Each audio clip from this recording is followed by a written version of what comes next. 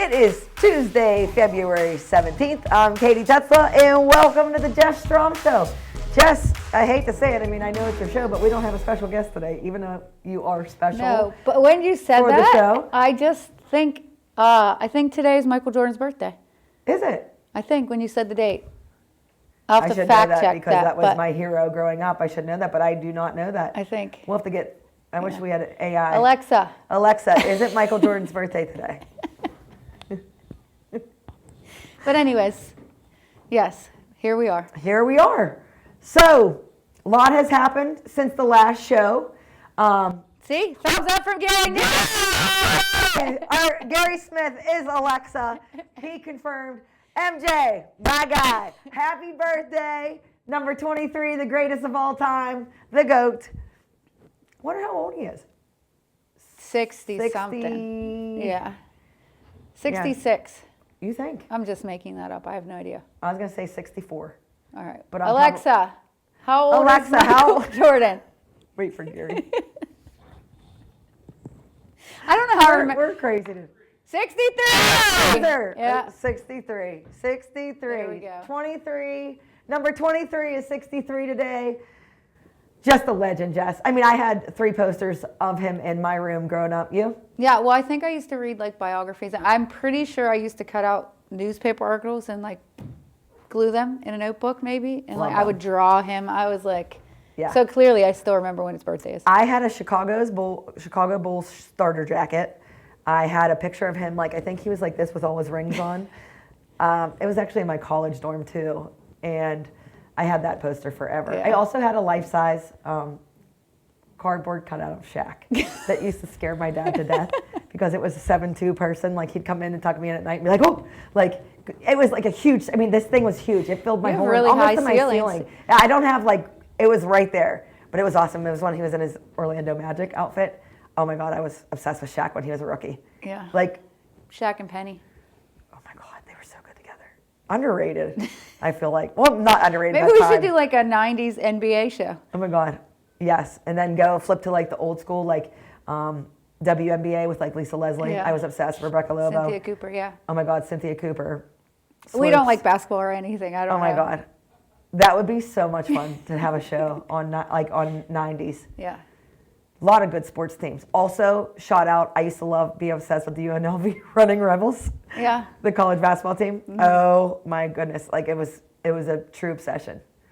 Now I feel the same way regarding the Houston.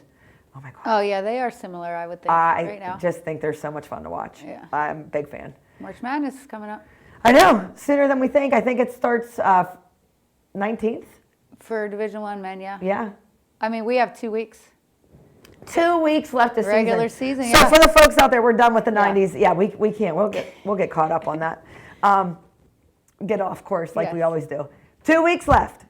Big game coming up tomorrow at UPJ. For the people that don't know that, University of Pittsburgh at Johnstown, 5:30 p.m. Us, 7:30 p.m. men. That's away. And then we have Saturday at Edinburgh. So 2 games on the road. Then home, IUP, home. Slippery Rock. Yeah, 4 games regular season. Yes, and we were just talking to Macy and Angel this morning on our way into practice, how quickly it has gone by. Time flies, yeah. I can't believe it. There were a lot of times this year where it seemed slow. I thought January was really slow.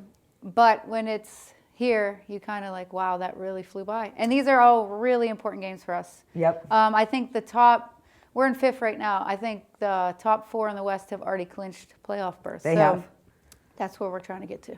No doubt. And before we go that route, let's move back because I know Gary has highlights from the previous game. From the previous games, we were at Gannon, home versus away at Seton Hill, and then home Clary. Yep. So. Let's talk about at Gannon first. Let's revisit that. What a heck of a first half. Yeah, I was super happy with our effort. I thought we really made a change defensively in the first half. Set the tone. We did. I thought we were pressuring like crazy. We were talking, we were moving. Gannon's not an easy place to play. You know, they have a lot of fans. They come out and support. It was the Make-A-Wish game, so it was pretty cool how melted my heart. Yeah, I thought they did, everything. and shout out to Gannon. It's very few times. Listen, I know we're rivals for that with that basketball wise, and it's very few times that I think that we, you know, we respect the heck out of them, but we really compete. They put on a heck of a show for those young people, and I thought the signage was great. I thought when you entered the whole day, it was really cool. The videos, like shout out to them. They did a really good job for the Make-A-Wish as it was just really well represented and kind of melts your heart. Yeah, it was cool. And our first, we were tied going into halftime. And I mean, that's a top 6 team in the country, right? So really happy with that. And then I think in the second half, we just came out. I don't know if we got tired, lost some focus or whatever, but obviously they have a really good player too who kind of took over in the second half. Claxton went off. Yeah, but still at the end of the day, I thought we showed improvement. Right? Like we would have loved to win that game, of course. But I do think we showed improvement. And we were missing, you know, some people were sick. I know Trinity had to come out. Lucky didn't even make the trip there. So I feel like this sickness has been plaguing us all year long. And it's what is going still on recently? here. Like we are. But yeah, we're I think, sick. you know, like I said, Trinity was sick and pretty sick. Lucky didn't make the trip. Some kids that really play some minutes for us. So yeah, I was happy. You're never happy when you lose, but our effort was there. I thought we just played a certain way, kind of back to the roots, that aggressive style, just being tough. Yeah. It was really, especially the first half.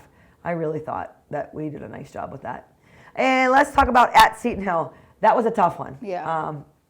Not what we had wanted. Yeah, I think we definitely understand how Seton Hill plays. No doubt. But it's another thing to actually go out there and execute how you want to defend them, because it was like they were sonic speed and we were sloths. That's what it looked like to me.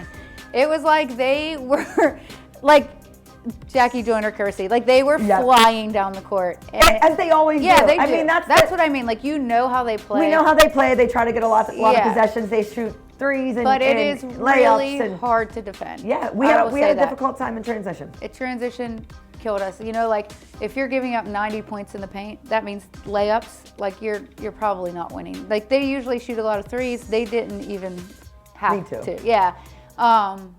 So I feel like, you know, obviously that is not how we wanted to come out. Because the first time we played them was a very close game. We were actually up. Was it 83 to 90? Something. Yeah, like that. First game. We were, like, I mean, but we kind of squandered the lead in that game. We had it. So it was a very close game, and then to come out like that, I feel like it was disappointing. But I felt like we were kind of shell shocked. I feel like we were looking like, what just happened? And then in the second half, we won the second half. So I feel like it was that first quarter coming out, they just punched us first, and then we tried to come back, and it was just too late. Yeah, like too far gone, you know, from the beginning. But obviously they're a good team. That's how they play. It's hard to play them. I don't think anyone looks forward to playing against them. No, the pace is, especially if you're not deep. Yeah, and then we watched it. Obviously, that we have to get better at some of the things that they exploited. So we watched it, talked about it. And just really wanted to come out against Clary and be better. So. And a high-scoring affair. I mean. Not very typical for the Cal U Vulcans in terms of high scores this year. Yeah. You know, we usually it's like a barn burner when we hold teams, but 2 high scores there. It was. Woof. Woof. What did we score? 111 or something? I would love to know the statistics. So there was a game this year we scored 36, and then there was a game this year we scored 111. That has to be a record. That's unbelievable. How? The 36 was at Westchester, am I correct? Yeah. Yeah, you just talk about. Oof, roller coaster ride. But I thought thank goodness we scored that many points, because we allowed a lot of points against Clarion too. So I feel like in that first quarter too, like I think at halftime you're like, guys, we're going to be giving up. Yeah, well, they had, and it's like a shocker when you say that. Like, I know that you look at the score, but when you say, "Hey guys, if we continue on this pace, we're going to give up," I think 120 points. Yeah, you said 100, and I was like, I'm not great at math. I don't instantly is not my forte. Yeah. But I just remember thinking like, wow, that just happened so quickly. It was really fast how that happened. I think they had 54. I think it was 54-44 at halftime. Yeah. We were down by 10. And we battled back. Yeah, so I was actually super proud. I mean, 44 points at halftime for us is really good. That's where we would love to be. Yeah. But just not on the defensive side of the ball. Yeah, we were just giving up way too many points. And the thing is, like, okay, that's how the game is going, so we have to find a way to win. So we're going to have to outscore them. And, I think in the third quarter, Maya, Morgan, and Macy, came out and hit some really big shots for us to come back. Yeah, and a stat line from Kamaya, too. Oh, Kamaya was unbelievable, yeah. I mean, we come to expect near double-double, triple-doubles from her because she can do everything on the court, right? She passes it. She's in the top 5 in assists in the PSAC, rebounding. Yeah. She does all the intangible things, but she was scoring also. Yep, and then when you combine that with some good shooting from the outside. Yeah, and Kennedy had 20. I mean, we had some players with some... I think we had 5 in double digits, if I'm correct. Yeah, we did. And, I mean, 3 had 20 or more. So yeah, we were definitely scoring the ball at a high rate. But got to find a way to defend better. Yeah, for sure, because I don't think we're going to be able to average 111 points. So you're going to have to play a little bit of defense. But Clarion also plays pretty fast, so they typically score a lot of points. And I was just happy because I feel like we talked about how important that game was for us. We were 1 game below Clarion in the standings, and if we win, we will be ahead of them because we beat them twice. So I think that for the head-to-head. Yeah, we have been super transparent, as a program, as a team, with where we are, where we want to be. To get into the playoffs, we have to do this, this, this. It's not shying away from talking about it, right? It is what it is, right? Yeah, it is. It's in front of us. And, there was a point in that game where I even heard Nina, who's not playing, but I heard her, to say to the team, whatever you have to do to win this game, we have to do that right now. I did hear that, and that fired me up, yeah, too. So I feel like that's what we did. Obviously, our defense wasn't what we wanted it to be, but we found a way to win. So that was a huge game for us. That was a really big win in the standings and put us above them. If it comes down to any tiebreaker, we have it against them now. So, yeah, that was huge for us. And so, talking about that game being big, tomorrow's just as big, even bigger. Yeah, I mean, the top 4 on the West right now, I said, are clinched, but they're kind of set. I think Edinburgh maybe could fall, I don't know, but everybody else is up there. I mean, they can fight each other for their seeding, but we are kind of fighting the bottom 4 to get in and for seeding down there. So, yeah, huge. UPJ just beat Edinburgh. And Edinburgh's a really good team. And they were up big against IUP. Yeah, in the first half. So you can definitely not look at record or where they are in the standings because they are much better than and I think in film they're playing with a different vibe, it felt like. Yeah, I think they're fighting too, right? Yep. They're fighting to get in. They still have a chance. So getting better throughout the season. I think all teams are getting better. I mean, this is the point where you kind of see difference. From the first scout to the second scout, you see, even though the scouts weren't that far along. Yeah. We just played them, on January 31st, 4 games ago? We just played them. Was that on the 31st? Mm-hmm. 4 games ago, correct? Yeah. So we don't know what happened with the schedule there. Why we didn't go in that full rotation. If they do, home games to weekends. I don't know how they do it, but. Yeah. Yeah, we're back. We're back. Another big one. And it's kind of difficult to play there sometimes, so we're going to have to come and be ready to go and you have to be ready to go. Yeah, no one is in any position in the PSAC to just say, oh, yeah, today's a gimme. Yeah. I just have never felt that ever about our league. You got to be ready to go, and especially when you're fighting. Yep. We're desperate. We're 2 desperate teams playing tomorrow. Yeah, and for us, we already beat them once, so again, that would give us a tiebreaker, which is huge to have the tiebreaker against teams you're fighting with.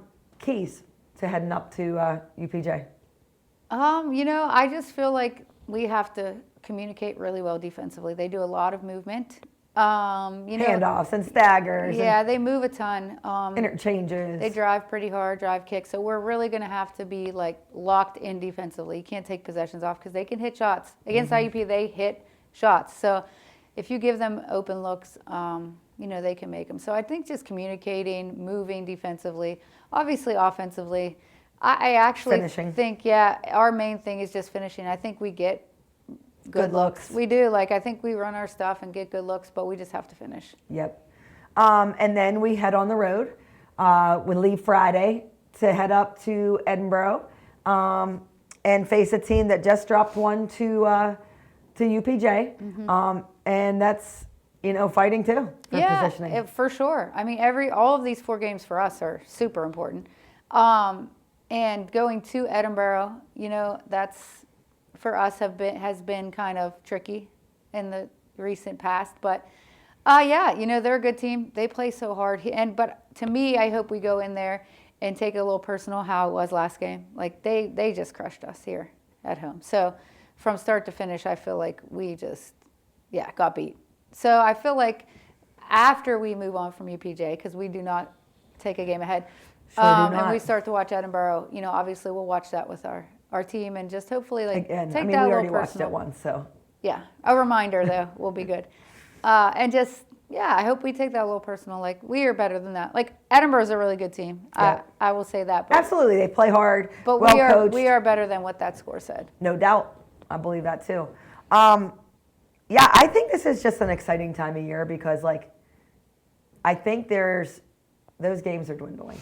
Yeah. That time, you don't have really much room for error at this stage. Yeah, and this is the time that you play for, right? Like, well, I think back to when we started. I mean, it was the first week of school. So these kids have put in a lot of time, right? Like, no matter what we think about, like, we should have done this or could have been doing this or, you know. Focus on that. Well, and they were still there, right? Like, putting in time, putting in their effort. So, this is the time where I feel like you have 2 weeks left and then see what happens. But, like, we have to play hard now. Why would you do all of the rest? You know, why would you spend all of that time? Yeah, and I always say this too, like, at this time too, like, I think everybody's playing hard. Yeah, they probably all feel the same way. You have to execute. Yeah. For me, this time is, yes, I mean, number one, that is the bare minimum that you do, is play hard. I mean, that's what you're always wanting your players to do, is to play hard, play tough.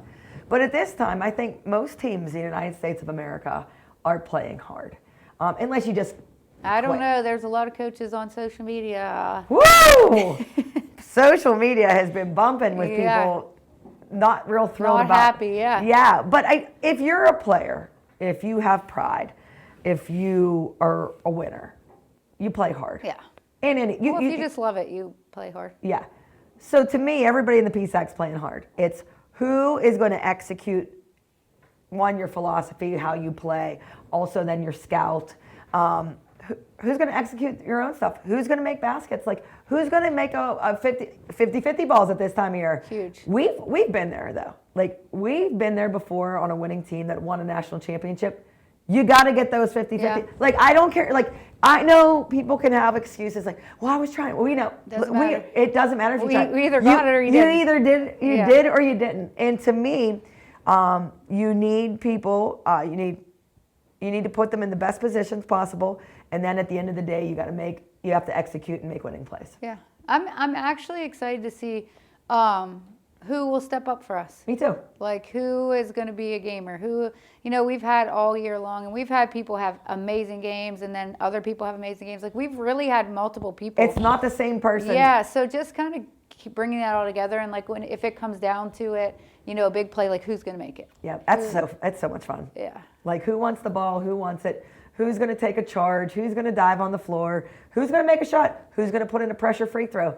Or even like rebounds, you know, like make some sort of play when we need it. When I talk about this stuff, isn't it so fun? Yeah. Like, think about it.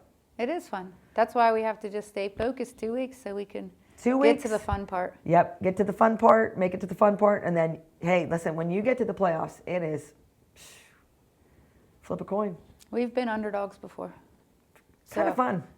I much would rather it be that way. Yeah. I think there's I will say this from us coaching both ends, like a team maybe that was on a 16-game winning streak, or a team that maybe lost one before.